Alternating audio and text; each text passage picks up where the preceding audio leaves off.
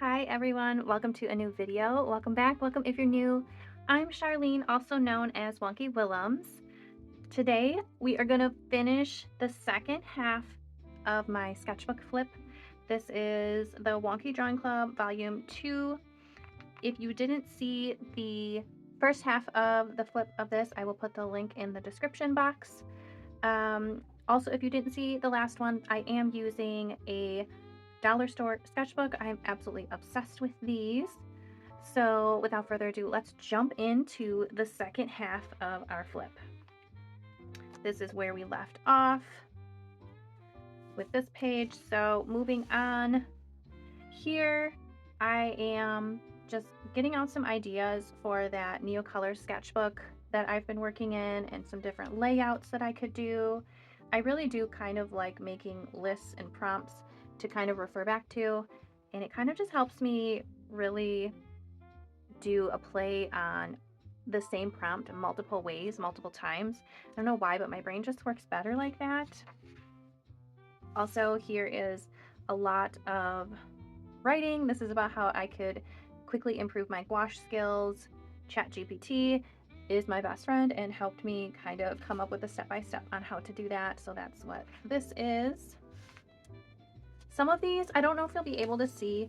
I did draw these pretty light. This is a continuation of my worm obsession. Hopefully you can see these, but these are just some cute little ideas to use in my Neocolor sketchbook or turn into like a finished piece. These are just some leftover paint, and then I just wrote over the top, continuing on with how to improve my gouache skills. This is a little zine slash story that I'm working on about worms. And then here is how to work on mixing colors and limiting your palette. And then continuing on with that little story I was writing. Again, we're still continuing on with the whole improving my gouache skills. And I really like to use up extra paint on my palette when I have it out. So that's what these are. And I just started turning the little blobs into different things. It's a really fun exercise to get your brain thinking outside the box. And, you know, like when you're just chilling watching TV, it's a good way to start moving your hand. Here, I was trying to figure out what color acrylic paints I wanted to use for my clay, like air dry clay gummy worms, and these are the colors I landed on. Here are some swatches that I never finished. Not swatches, extra paint left over on my palette. I don't get super like concerned if there's like blank spots or if I don't finish a page. That is what I have really been loving about these dollar store sketchbooks, is because the paper, it's not that bad actually. It's just that I'm not precious about it because it's not expensive, and I'm giving myself freedom to play. And I feel like if I'm obsessing about, you know, finishing every white spot that's left on the page or finishing everything to make it look amazing and beautiful and presentable for the internet, I think that kind of slows down my creative process, and it kind of like stagnates my growth because I'm too hyper focused on making things perfect or perfectly finishing things, when filling this in probably is not creatively worth my time when I have time. Maybe for like a little warm-up session if I'm, you know, feeling stuck, but I don't think that I should get caught up on pages like this. So if that happens to you, I highly recommend just flipping the page and starting over. Again, here we have a completely blank area. Like I was going to draw something here and ended up not drawing it. It is what it is. Doesn't bother me. Here's just a little sketch. I don't even know what this is, honestly. It's something I'll have to go back and figure out maybe. Here, I wanted to start drawing some little underground environments for my worms. As you can see, I did not go back and do that, but I just used some leftover paint to outline them. Here are some more ideas for worm-themed art. And then as I got to this point, as I was having leftover paint, I was like, I do know that there are areas with white blank spots, so why don't I just start like sketch painting with my leftover paint. That's how this came to be. That's how this grass came to be. And I actually like that because I really like the texture of this paint, and this is something that I could use down the road as a technique to make backgrounds. Again, right here, this is just using leftover paint. I think this turned out really cute. This is the start of another like zine slash story that I want to write. It also is worm based, of course. I don't know when this worm obsession is going to fade or if it ever will, but take it or leave it, I suppose. Here I had this idea to turn the ceiling of my art studio into kind of like a Candyland game board slash, I don't know, like map.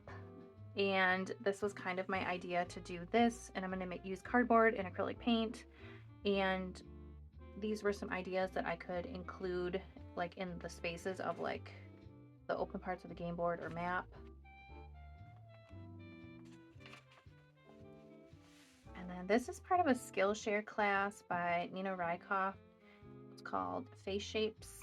This was actually really fun because I would normally never draw this shape of faces. Normally I just do oval faces or round at best, but there were 1, 2, 3, 4, 5, 6, 7, 8, 9 different face shapes that we went through, and then I put hearts next to the ones that I liked. I really liked this guy. There's not a heart next to her, but I do really like her. This is a continuation of the face shapes. Of course, I like this one. This is like my go-to how I normally illustrate faces. But I did like how this boy ended up. And I really liked this. This is how I normally kind of draw Andy. So that was fun to do. He was cute. And then I started thinking I should do like a boy version and a girl version of like each one, like give them similar-ish features. So that's what I started doing over here. Like this is the boy version, this is the girl version. I actually really liked how these turned out. And I really like this guy with the hair. Oh, so cute. And then I really like these two, the girl version and the boy version. Definitely recommend this class. There's so many good classes on Skillshare. Again, another blank page. This is just a swatch of my travel gouache palette, which if you've watched my color mixing video, you would have seen this. This is Little Red. And then we did this in that video where we made all the colors that your palette could make.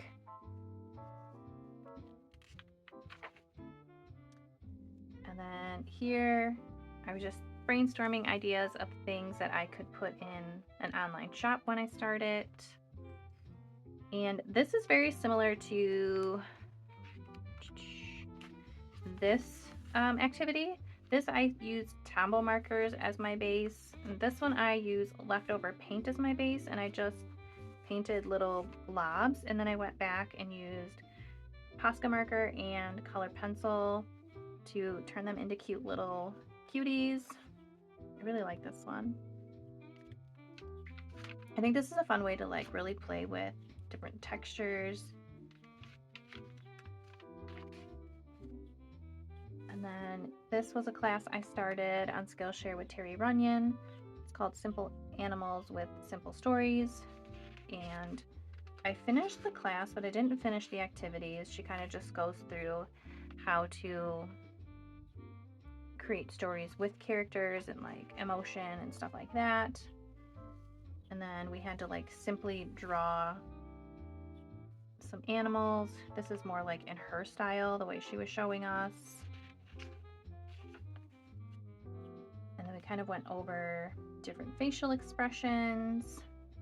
And then we had to do an activity similar to like the blob activity that I do, but this one was more like free form. Like you kind of made a blob, and it's kind of like when you look at the clouds and you try to see shapes. That's kind of what this one was. So as you can see, I couldn't really figure anything out for these two, so that's why they're blank. But the rest of them, yeah, it is what it is. I like this little alligator, but the rest of them, meh, not a huge fan. And then we were supposed to do the same thing, but with little collage paper pieces. As you can see, I never went back and finished those. Maybe one day, most likely not. That's okay.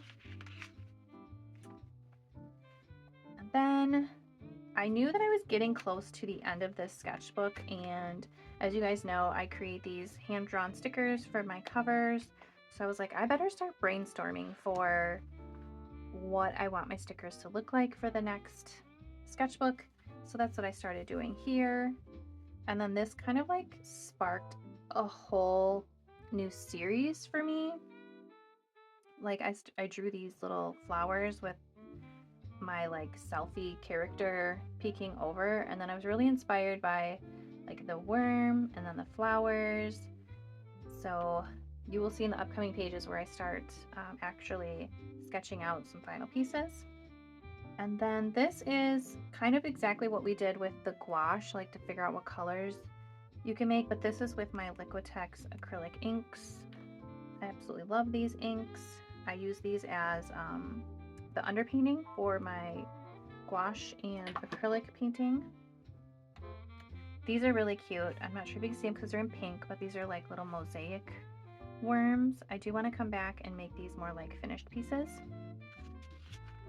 A lot of things I still need to come back and finalize them into finished pieces, which that is another video idea that I have of showing kind of how I do go from like a sketchbook sketch to like transferring it onto my paper to turn it into an actual finished piece.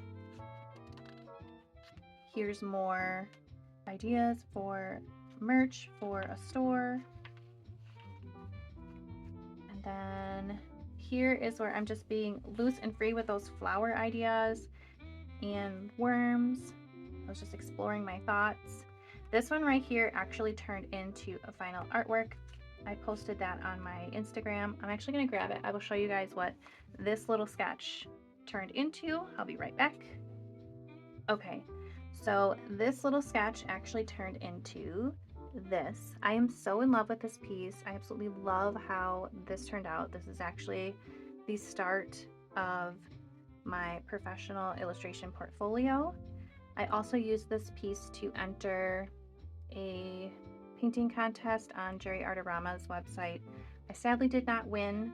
I feel like they only choose a particular style each month, and it's a very realistic style. As you can see, this is not realistic at all. Yeah, so I think the judges are very biased. Not saying that I had to win, but I was very proud of this piece, and I just happened to notice that the pieces each month in their art contests are very, very similar in style to me, but that's neither here nor there. But yeah, so I'm very, very happy with that piece. Love it so much. As you can see, I started to take like, this is my little rough sketch, and then I turned it into a little bit more of a clean sketch. And then I will take this and then transfer it onto like my nice paper and then turn it into a final piece like this. So like that's kind of what I want to do with that video, where I go from here's your rough sketch to a nicer cleaned up sketch to now we're going to put it on your nice paper and do like a nice final art piece, and kind of show you guys my process for going boom, boom, boom. So stay tuned for that possible video. And then here is the rough sketch, here is the cleaned up sketch, and here is the final. I don't know, I just really like seeing the different iterations. It's really exciting to me. So as you can see, she went through, before she even got to this, she went through quite a few different iterations. Like, yeah, it took a while. See, there she is. This is where this was the very first one after the rough sketch. This one is really cute.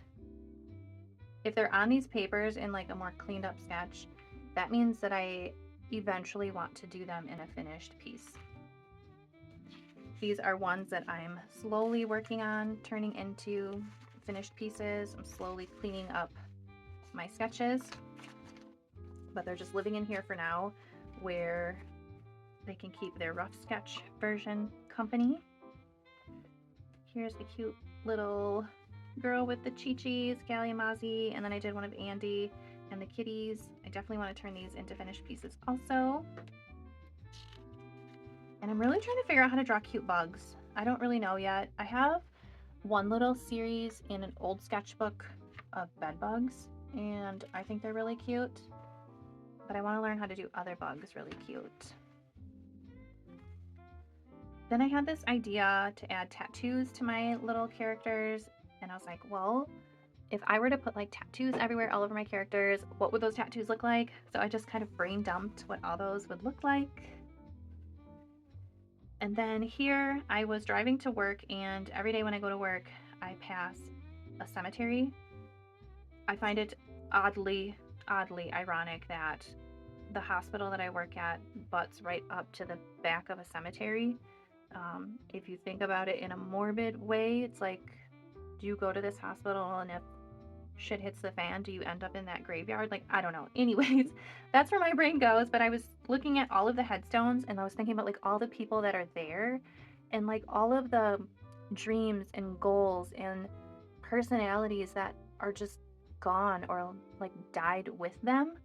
And I had this idea to do a painting where it was like the headstones, and then like their souls are kind of like coming out of the ground, and like this is showing like the lives they had, the goals and the dreams that either came true or didn't come true. It was like a whole deep mind thing. Probably too much information, but if you wanted to know, now you know. Here I was just doodling. This is my favorite drink, which is a London Fog. So I did a little coffee cup with my little selfie character in the teacup with the London skyline, the iconic London skyline on the teacup. And this is kind of a recycled idea. I did this on a Post-it maybe like a year ago, maybe more. I think I have the old one here in my, oh my goodness. Okay, I'm dropping a lot of stuff. In my collage sketchbook, which I have abandoned this for quite a while. I should probably get back into it. But my thumbs have really been bothering me again lately, so I haven't been using like scissors. So here is a little sketch that I did a while ago. Did I date it? I did, April of 2024. This is why I date everything, because I always like to know. Like a little bunny underground, and I was like, oh, I could use that idea to look underground since I'm obsessed with the worms right now. So yeah, this is like a recycled idea of my little character looking at a little worm saying hello.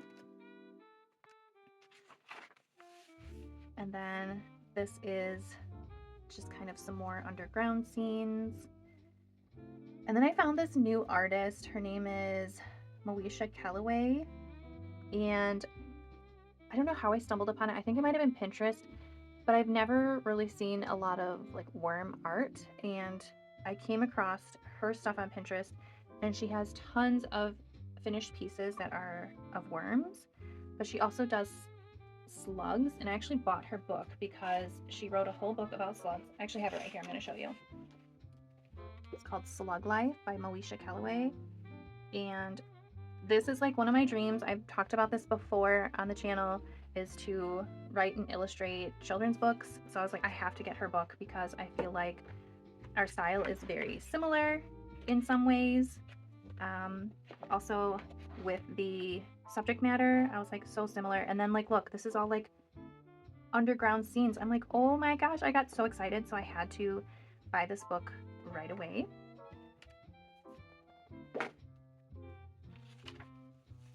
And then here I was just trying to figure out some different types of lips that I could put on my characters, and then using up some extra ink that I had from a project.